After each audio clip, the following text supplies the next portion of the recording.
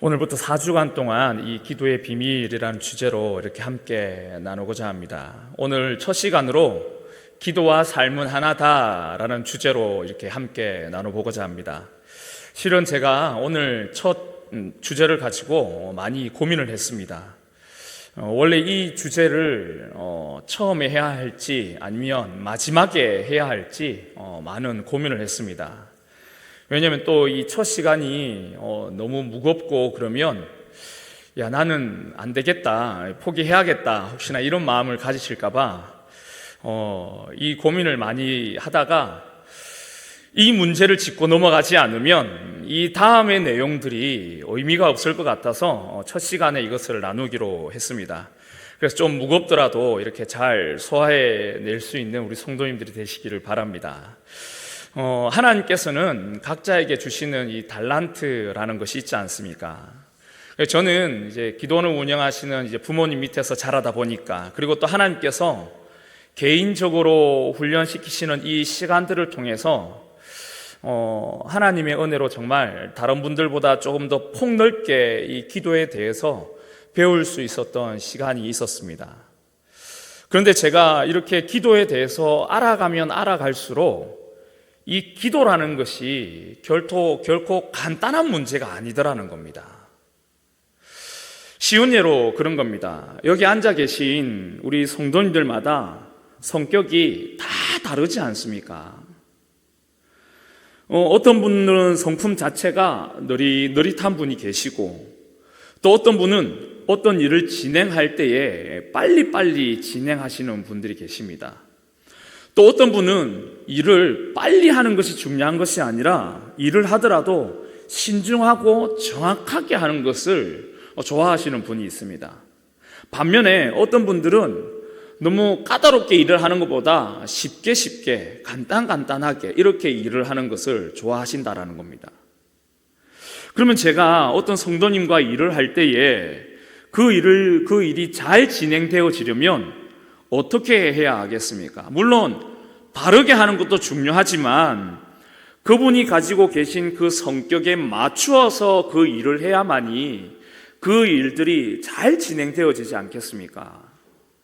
그런 것처럼 이 기도라는 것도 이 기도가 가지고 있는, 우리 성도님들께서 기도하는 그 기도의 환경이 가지고 있는 배경이나 내용에 따라서 기도가 가지게 되어지는 성격이라는 것이 있다라는 겁니다.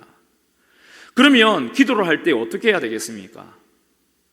그 성격에 맞게 기도를 해야 한다라는 겁니다. 그렇게 해야만이 그 기도의 성격에 맞게끔 내용도, 그 기도의 성격에 맞게끔 그 기도의 질서를 잡아서 그 기도를 해야 한다라는 겁니다. 그래서 많은 분들이 기도를 할 때에 대부분은 어떻게 보면 생각이 나는 대로, 떠오르는 대로 그때마다 그 기도의 순서를 잡아서 하시는 경우가 거의 대부분이지 않습니까? 그런데 그렇게 기도를 하다 보면 이 기도라는 것이 뒤죽박죽으로 섞이게 되어집니다. 기도의 성격이 뒤죽박죽으로 섞이게 되어진다라는 겁니다. 그리고 그런 기도의 제일 큰 문제가 뭐냐면, 내가 원하는 대로 순서를 정했고 내가 원하는 대로 이 기도의 내용을 가지고 부르짖다 보니까 정작 그 기도를 들으시는 하나님의 마음과는 관계없이 이 기도라는 시간들이 이루어지게 되어진다는 겁니다. 이 기도의 시간이 하나님의 마음과 관계없이 진행되어져 버린다는 겁니다. 물론 저 역시 지금도 그렇게 기도를 하는 경우들이 많습니다. 하지만 그럼에도 불구하고 지금 내가 하고 있는 이 기도의 성격이 어떤 성격을 가지고 있는지를 가장 먼저 파악하기 위한 기도를 제일 많이 합니다. 그리고 그 기도의 성격이 파악이 되어져야만이 그 기도에 맞게끔 기도를 하기 시작을 하는 겁니다. 그러다 보면 이 기도의 시행착오를 줄이고 이 기도의 허시간을 줄여나가는 겁니다. 그래서 이 기도의 질서를 아는 것이 중요한 이유가 이 때문이고, 그리고 그 질서를 안다고 다 되는 것이 아니라, 그러면 그 기도의 질서에 맞게끔 훈련의 시간이 필요한 겁니다. 예를 들어 그런 겁니다. 하나님께서 저에게 말씀하시는 것 중 하나가, 저는 목회자니까 늘 설교에 대해서 관심이 있지 않겠습니까? 설교에 대해서 늘 간절한 마음이 있습니다. 그래서 하나님께서 저에게 가르쳐 주신 첫 번째 설교에 대해서 가르쳐 주신 것이 무엇이냐면 10살짜리의 수준에 맞추어서 설교를 준비하여라. 이것이 첫 번째였습니다. 이것을 왜 하나님께서 그렇게 요구를 하셨냐면 10살짜리 아이가 들어도 제 설교를 이해를 할 정도면 초신자로부터 시작을 해서 교회를 오랫동안 다닌 성도님이나 관계없이 그와 같이 모든 사람들이 그 설교를 듣고 이해할 수 있는 설교가 되어진다. 그러니 설교를 준비를 할 때에, 이 첫 설교를 준비를 할 때에 9살짜리, 10살짜리의 수준에 맞추어서 그 설교를 준비를 하여라. 그래서 제가 설교를 하면서 제일 많이 듣는 내용이 뭐냐면, 성도님들께 제일 많이 듣는 피드백이 뭐냐면, 목사님 설교는 쉬워요. 이 이야기를 제가 제일 많이 듣습니다. 그런데 이것을 하고 나면 그 다음에 하나님께서 그 다음 것을 가르쳐 주실 때에 다음 날 가르쳐 주는 게 아닙니다. 이것을 또 훈련하고 또 훈련하고 또 훈련하고 나서 하나님께서 이것이 되어졌다 싶으면 2년, 3년이고, 제가 그 훈련이 되어졌다 싶으면 그 다음 두 번째, 또 그것을 훈련하고 나면 그 다음 세 번째, 이렇게 가르쳐 주시더라는 겁니다. 우리가 이 기도의 질서를 아는 것도 중요하지만 이 기도의 질서를 알고 나면 반드시 훈련이라는 시간을 거쳐야 합니다. 이 훈련의 시간을 거치지 않으면 이것이 나의 것이 되어지지 않습니다. 오늘은 이 기도의 질서에 대해서 나누기 전에, 물론 이 부분도 기도의 질서 안에 있는 부분이기도 합니다. 이 기도의 질서의 구체적인 것을 나누기 전에 먼저 기도와 삶은 하나다라는 이 주제를 정한 이유는, 이 문제가 해결되어지지 않으면 정말 아무리 많은 기도의 질서를 알아도 소용이 없기 때문에 제가 오늘 이것을 가지고 첫 번째로 나누게 되었습니다. 그러면 우리 성도님들께 한번 질문을 한번 드려보겠습니다. 우리 성도님들은 왜 기도하십니까? 기도하시는 이유가 무엇 때문입니까? 아주 단순하게 응답받기 위해서 기도하시지 않습니까? 어느 누구도 응답을 받지 않기 위해서 나는 기도한다라고 하는 사람은 아무도 없을 것입니다. 자, 그런데 여기서 문제는 하나님께서 우리 성도님들의 그 기도를 응답해 주고 싶으면 건덕지가 있어야 되지 않겠습니까? 그 기도를 들어줄 만한 신뢰가 있어야 되지 않겠습니까? 그래, 기도하니까 응답해 줘야지. 하나님께서는 이렇게 막 일을 하시는 분이 아니십니다. 신뢰가 없는 상태에서 그저 기도하니 내가 응답해 주면 되지, 이렇게 일을 하시는 분이 아니시라는 겁니다. 만약에 이 신뢰가 없음에도 불구하고, 그럼에도 불구하고 하나님 나에게 무조건 응답해 주십시오 라고 하는 것은 하나님의 입장에서는 너무나도 당황스러운 요청입니다. 왜냐하면 하나님은 인격적인 하나님이시기 때문에 우리와의 이 관계를 통해서 일을 하시는 분이십니다. 그래서 과연 이 하나님의 응답이 우리의 삶과 얼마나 밀접되어져 있는지를 한번 살펴보겠습니다. 오늘 본문 내용을 먼저 살펴보면 이 17절 말씀에 이렇게 기록을 하고 있습니다. 엘리야는 우리와 성정이 같은 사람이로되 그가 비가 오지 않기를 간절히 기도한즉 3년 6개월 동안 땅에 비가 오지 아니하고. 이 말이 무슨 말이냐면 엘리야도 신적인 존재가 아니라 우리와 같은 사람이었다라는 겁니다.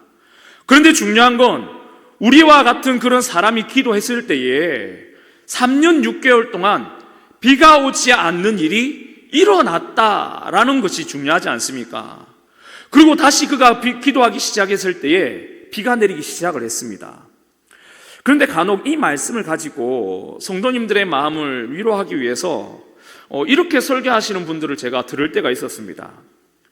엘리야도 우리와 같은 그저 사람이었습니다.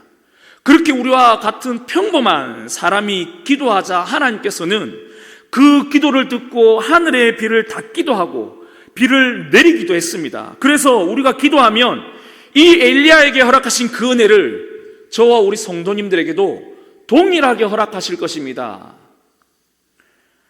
근데 만약 이 말씀을 그렇게만 이해한다면 큰 착각입니다. 말씀을 너무 가볍게 해석한 겁니다. 만약 그런 뜻이라면 우리 성도님들께서 기도했을 때에 3년 6개월 동안 비가 멈추어야 합니다.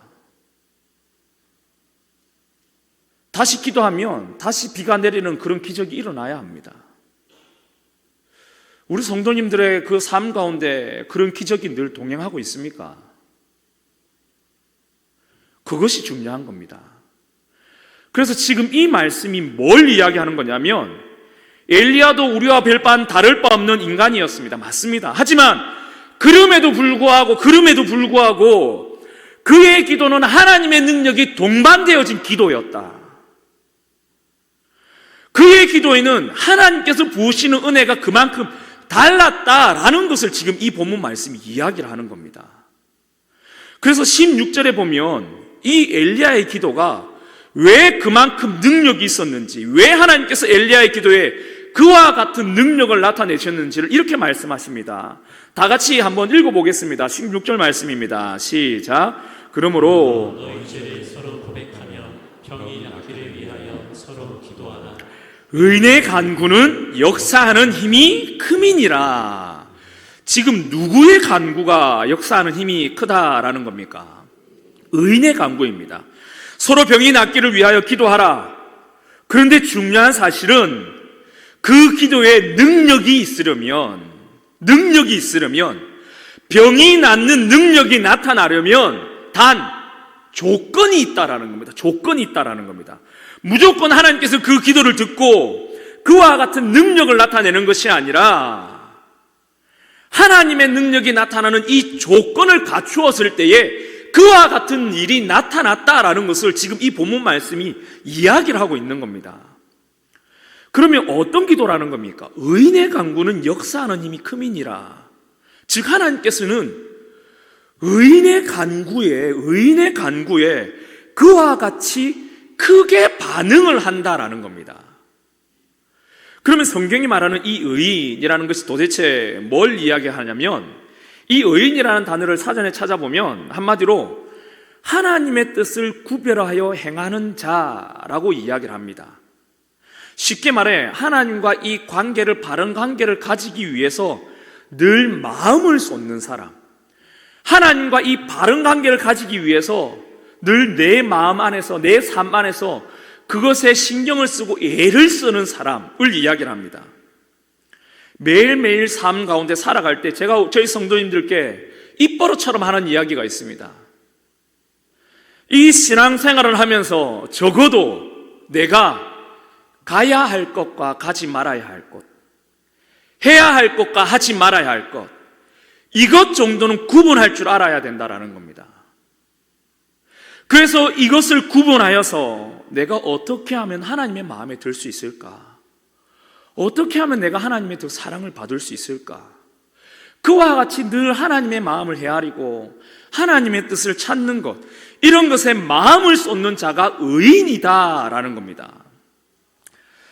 제가 예전에 하나님께 이 문제를 두고 기도를 한번 했던 적이 있습니다. 왜냐하면 제가 이제 목회를 하면서 성도님들의 가정이나 그 삶의 문제를 두고 어려운 문제가 생길 때마다 기도 부탁을 받으면 그 문제를 두고 기도를 할 때가 있지 않습니까? 근데 솔직히 아무리 기도를 해도, 제가 그 가정을 위해서 아무리 밤낮 기도해도 하나님께서 듣지 않으면 아무런 소용이 없지 않습니까? 해결이 되어지지 않으면 아무런 소용이 없습니다. 그리고 또 어떤 일이 있었냐면 A라는 가정을 두고 기도할 때는 정말 하나님께서 세밀하게 그 가정에 대해서 가르쳐 주십니다. 그런데 B라는 가정에 대해서 기도를 하면 정말 하나님께서 미동도 하지 않으시는 겁니다. 그래서 하나님께서는 어떤 이들에 대해서는 기도를 하면 이와 같이 즉각 즉각 응답하시면서 왜 이 사람들에 대해서는 기도를 하면 정말 하나님 들은 척도 하지 않는 이유가 무엇 때문입니까? 그래서 제가 성도님들을 위해 기도할 때 하나님 정말 이 기도가 응답되길 바라는 마음으로 이와 같이 애타하면서 기도를 하는데, 그렇다고 해서 이 기도가 다 응답이 되는 것도 아니고 하나님께서 들어주시는 것도 있는 반면에 안 들어주시는 것도 있고, 도대체 어떤 이유 때문에 이런 일들이 생기는 겁니까? 무엇 때문에? 하나님께서 바라보실 때 무엇 때문에 이 가정의 문제는 이렇게 살펴주시면서 이 가정의 문제는 눈 하나 깜짝을 하지 않으십니까? 무엇 때문입니까? 어떤 것 때문입니까? 그래서 제가 이걸 가지고 몇 날 며칠을 하나님 앞에 조르고 또 조르고 또 졸랐던 적이 있습니다. 왜 하나님의 능력이 나타나려면, 하나님의 그 은혜가 나타나려면 어떤 조건이 있는지 저한테 좀 가르쳐 주십시오. 어떤 조건이 채워져야만이 이 하나님의 능력이 나타나는지 좀 가르쳐 주십시오. 이것을 두고 제가 몇 날 며칠을 정말 때를 쓰고 하나님 앞에 부르짖었던 적이 있습니다. 그때 하나님께서 세 가지를 딱 가르쳐 주셨습니다.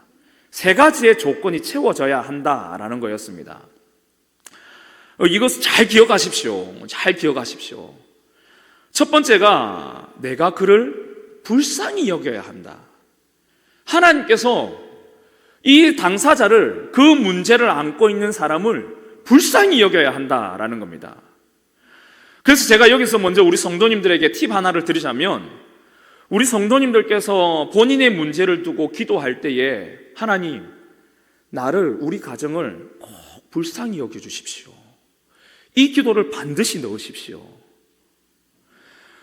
제가 이 응답을 받고 나서 알게 된 사실이 뭐냐면, 나중에 성경을 읽다 보니까 이 사복음서에 보면 예수님께서 능력을 나타내시기 전에 이적을 베푸실 때 곳곳에 기록하고 있는 내용이 뭐냐면, 이 무리를 불쌍히 여기사, 예수께서 그들을 불쌍히 여기사, 이와 같이 이적을 행하기 전에 꼭 이 단어가 마치 따라 붙더라는 겁니다.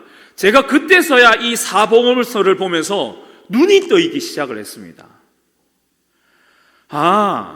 하나님께서 이 당사자를 불쌍히 여길 때에 하나님의 마음이 움직이기 시작을 하는구나. 제가 그때서야 그것을 알게 되어졌습니다. 그러고 나서 성경을 보니까 그렇게 기록되어져 있더라는 겁니다. 두 번째가 뭐냐면, 당사자가 그 하나님의 은혜를 받을 준비가 되어져 있어야 한다라는 겁니다. 받을 마음이 있어야 한다라는 겁니다. 아무리 하나님께서 그 사람의 문제를 해결해 주고 싶어도 당사자가 받을 마음이 없으면 그 다음에는 하나님께서 그것을 주시지 않는다는 겁니다. 제가 처음에 서론에 이 설교에 대해서 말씀을 드렸지 않습니까? 제가 이 설교의 첫 번째, 하나님께서 이 10살짜리 수준에 맞추어서 그 설교를 준비하여라 라고 했을 때에, 그러고 나서 그 기도를 한 2, 3년 정도 했던 것 같습니다. 그러면 제가 그 다음에 하나님 어떤 것을 가지고 하나님 또 준비를 해야 되겠습니까? 라는 것을 가지고 또 기도하고 또 기도하고 또 기도했지 않겠습니까? 그렇게 했을 때 두 번째 가르쳐 주신 것이 무엇이냐면, 이 성경 구절 안에 있는 그 단어의 의미들을 하나씩 잘 살펴가면서 보거라. 이것이 두 번째 하나님께서 말씀하신 말씀이었습니다. 그러니까 하나님께서 제가 거기에 대해서 사모하는 마음이 있고 거기에 대해서 애타하는 마음이 있으니까 두 번째를 가르쳐 주시는 겁니다. 그래서 제가 그 다음부터 이 성경을 볼 때에 단어를 하나씩 보기 시작을 했습니다. 그러다 보니까 제가 최근에 이 신약을 다 읽었습니다. 최근 신약을 다 읽는데 7년이라는 시간이 걸렸습니다. 단어를 하나씩 살펴가면서 읽다 보니까. 그렇게 하나님께서는 우리가 이 받을 마음이 있어야 하나님께서도 그 다음의 순서를 해 나가십니다. 아무리 하나님께서 주고 싶어도 당사자가 받을 준비가 되어지지 않으면 그것을 주시지 않습니다.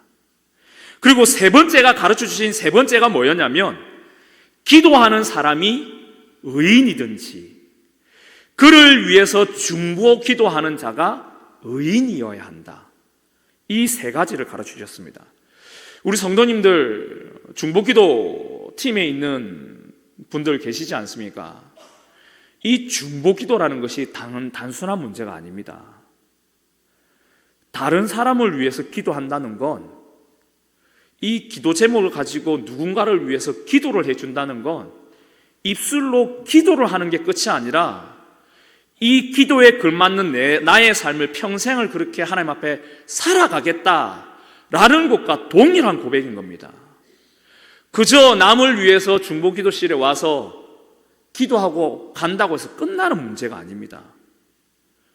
기도하는 자가 의인이어야 그와 같은 일들을 하나님께서 베풀기 시작을 한다라고 말씀을 하셨다라는 겁니다.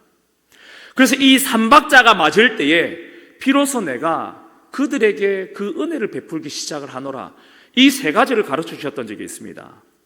물론 그렇다고 해서 모든 것이 다 그렇다라고 말씀을 드리는 것이 아닙니다. 왜냐하면 사람마다 처한 상황이 다르고 환경이 다 다르지 않습니까? 그 상황과 환경이 다 다르기 때문에 그에 맞게끔, 그 사람에 맞게끔 그 의인의 요구를 하십니다. 예를 들어 이런 겁니다. 하나님께서 목사인 저에게 요구하시는 의인의 모습과 오늘 신앙생활을 시작하는 초신자에게 요구하신 의인의 모습이 같을 수가 없다라는 겁니다. 오늘 신앙생활을 시작하는 이 초신자와 20, 30년을 신앙생활을 해온 우리 성도님들의 그 신앙 안에서 요구하는 의인의 모습이 다를 수밖에 없다라는 겁니다. 그래서 그 기준은 각자에게 다 다르게 적용이 되어질 수밖에 없습니다. 그렇게 해서 하나님께서는 무턱대고 기도를 한다고 해서 문제가 해결되는 것이 아니라 그 기도에 하나님의 은혜가 나타나려면 삶을 통해서 하나님과 이 관계가 바르게 되어져야 한다는 것, 의인의 삶이 되어져야 한다는 것이 필수적인 요소입니다. 그래서 창세기 4장에 보면 이 가인과 아벨이 하나님 앞에 제사를 드리는 내용이 나옵니다. 그래서 그 내용에 보면 형은 농사 짓는 일을 했고 동생은 가축 기르는 일을 했습니다. 그러다 어느 날 두 형제가 하나님 앞에 제사를 올려드렸습니다.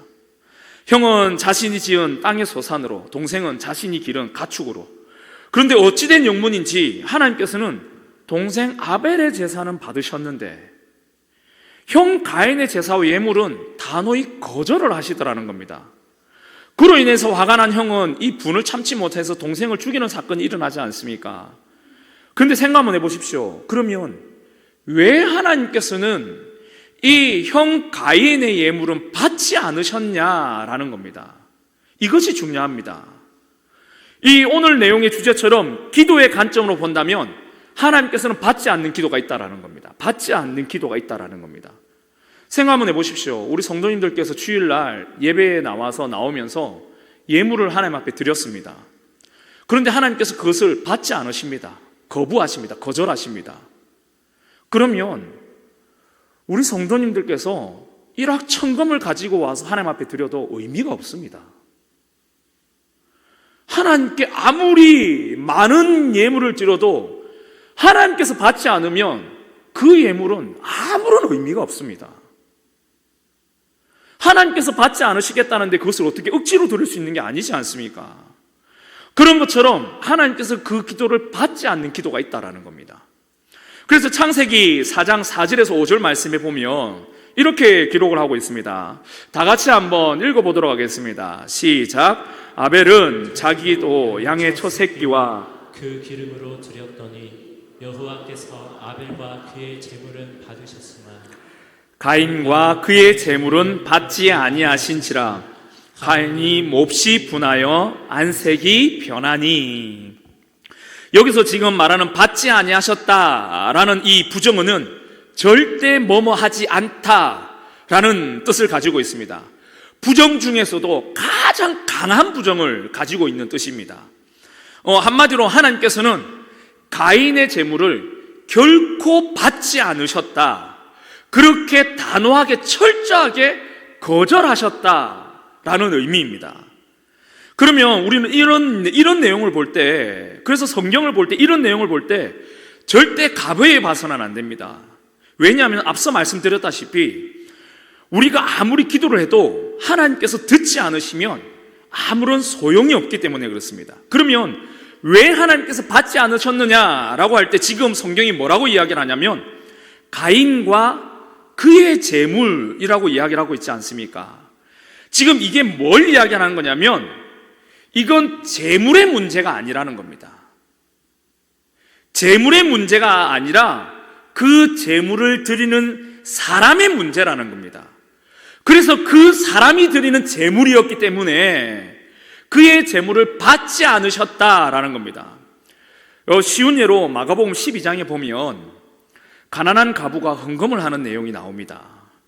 그 내용에 보면 사람들이 헌금을 할 때에 예수님께서 사람들이 헌금을 하는 모습들을 가만히 지켜보십니다. 그때 부자가 많은 헌금을 합니다.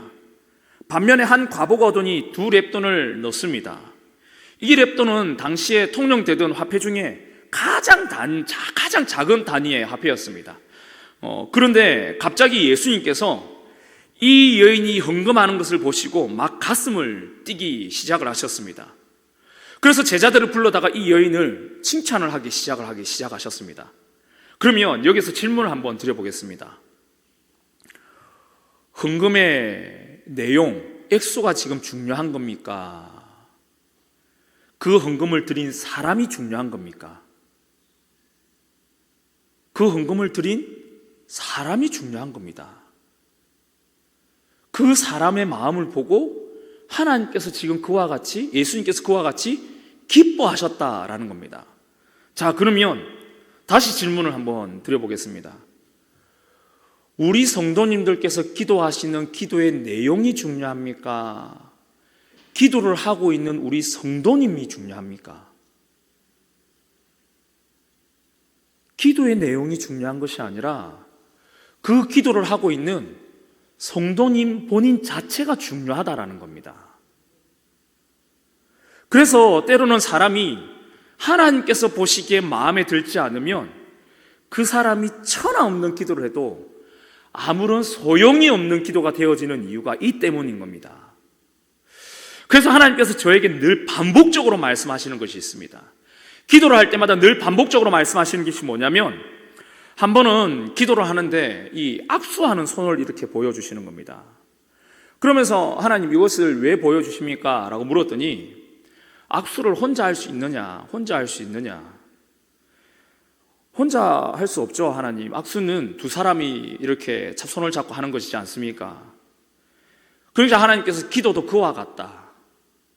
아무리 기도를 해도 하나님께서 듣지 않으면 아무런 소용이 없고 하나님께서 응답을 해주고 싶어도 상대방이 들을 마음이 없으면 소용이 없다. 하지만 내가 악수를 하지 않는 손이 있니라. 악수를 하지 않는 손이 있노라. 그래서 제가 하나님 악수를 하지 않는 손이 있다뇨. 쉽게 말해서 기도를 받지 않는 손이 있다라는 겁니다. 어떤 자들과 악수를 하지 않습니까? 더러운 손과는 악수를 하지 않노라. 쉽게 말해서 더러운 자들이 하는 기도는 받지 않노라. 나는 꾸중물에서 첨벙 놀면서 문제가 생기면 그때 가서 하나님 도와주십시오. 그렇게 무턱대고 기도한다고 해서 하나님께서 그 기도를 듣고 응답하시는 분이 아니시라는 겁니다. 그래서 이것을 응답을 하시면서 작정기도랑 연결해서 한번 응답을 하셨습니다.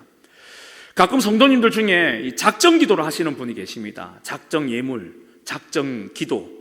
어느 정도 기간을 정해서 작정을 하고 시간을 정해서 예물을 드리기도 하고 시간을 정해서 기도를 하기도 합니다. 이것을 가지고 한번 응답을 하실 때 뭘 응답을 하셨냐면 작정 예물을 드리는 문제도 작정 기도를 하는 문제도 기도를 하면 열심히 기도를 하면 다 끝난 줄 안다고 착각을 한다라는 겁니다. 작정 예물도 이 예물을 드리고 나면 다 되었다라고 착각을 한다라는 겁니다. 예를 들어서 내가 40일 동안 작정 기도를 하기 시작을 했으면 40일 동안 작정 기도를 하면서 내가 아침에 하루에 1시간 기도해야지 그렇게 기도를 하면 그 1시간을 기도한다고 해서 끝나는 것이 아니라 이 40일이라는 시간 동안 정말 내가 발걸음을 내딛는 곳마다 정성을 쏟고 마음을 쏟고 내 마음과 몸이 흐트러지지 않기 위해서 그와 같이 하루하루의 삶에 그것을 정성을 쏟고 또 정성을 쏟아야 하는데, 기도 그 시간에 기도 딸랑하고 일어나면 끝이 난 줄 안다라는 겁니다. 작정 예물도 그와 같이 마치 예물을 드리고 나면 끝이 난 줄 안다라는 겁니다. 그러면서 하나님께서 뭘 보여주시냐면, 하나님의 성전에 와서 돈을 이렇게 쫙 뿌리고 가는 모습을 딱 보여주시는 겁니다. 하나님 왜 이걸 보여주십니까? 그러니까 그들의 행위가 마치 그와 같이 작정을 했으면 그 시간들을 온전히 다 지켜야 하는데 작정 예물만 드리고 가는 것, 작정 그 기도 시간에만 간절히 기도하는 모습이 하나님께서 바라보실 때 마치 성전에 와서 그 예물을 던져놓고 가는 것과 같이, 그와 같이 내 눈에 보이노라, 이렇게 응답을 하시는 겁니다. 그래서 이 기도라는 것은 삶과 다르게 따로따로 노는 게 아닙니다. 우리 성도님들께서 이 기도의 응답을 받고 싶으면 내 삶도 함께 고쳐 나가야 하는 겁니다. 하나님께서 말씀하시는 대로, 하나님께서 요구하시는 대로 내 몸을 정결하게 해 나가는 겁니다. 이 다음 주부터 이 기도의 성격에 대해서 구체적으로 나누게 될 텐데, 아무리 이 기도의 성격에 대해서 알아도 이 삶이 동반되어지지 않으면 소용이 없습니다.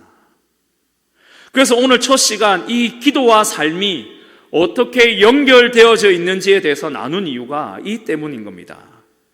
정말 우리 성도님께서 부르짖는 그 기도가 응답을 받고 싶다면 삶이 되어져야 합니다. 천하 없는 기도의 비밀을 알아도 기도와 이 삶이 연결되어지지 않으면 아무런 소용이 없습니다.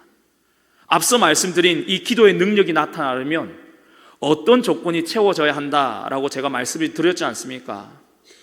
그 조건들을, 세 가지의 조건을 아는 것이 중요한 것이 아니라 그 능력이 나타날 수 있을 그 조건들을 채워나가는 것이 중요한 겁니다. 그래서 이 기도의 삶과 이 기도와 삶이 어떻게 연결되어져 있는지, 얼마나 중요한지 이것을 깨달아서 앞으로의 이 4주간 동안만이라도 내 삶을 한번 변화시켜 보십시오. 정말 이 4주간 동안 내가 이 기도의 비밀을 알아가면서 제가 정말 하나님의 응답을 받기를 원합니다. 하나님께서 베푸시는 그 은혜를 제가 누리길 원합니다. 이것을 꿈꾸고 나의 삶을 바꿔 봐 보십시오. 입에서 나오는 말부터, 생각하는 것부터, 내 손이 움직이는 것부터, 내 발이 가는 곳부터, 하나부터 열까지 늘 하나님을 생각해 보십시오. 그렇게 나의 삶을 다르게 주장해 나가기 시작하면 이 삶이 완전히 달라지는 것을 경험하게 될 것입니다. 제가 지난 교회에서 사역하면서 사역했던 그 목사님께 이 기도와 삶이 얼마나 밀접하게 연결되어져 있는지 제가 그 한 목사님께 설명을 드렸던 적이 있습니다. 그런데 그 목사님께서 그걸 이해를 하지 못했습니다. 그런데 이 목사님께서 속는 셈 치고 자기의 삶을 바꿔보기 시작을 했습니다. 그런데 이것을 바꿔보기 시작하자 하나님께서 이 목사님에게 영적인 은혜를 주기 시작하는데 놀라운 은혜를 주기 시작을 했습니다. 그러면서 이 목사님 입으로 간증을 하는 게 그거였습니다. 목사님께서 왜 기도와 삶이 하나다라는 이야기를 그렇게 입버릇처럼 하는지 본인이 본인의 삶을 바꾸어 보니까 하나님께서 자기를 대하는 게 달라지더라는 겁니다.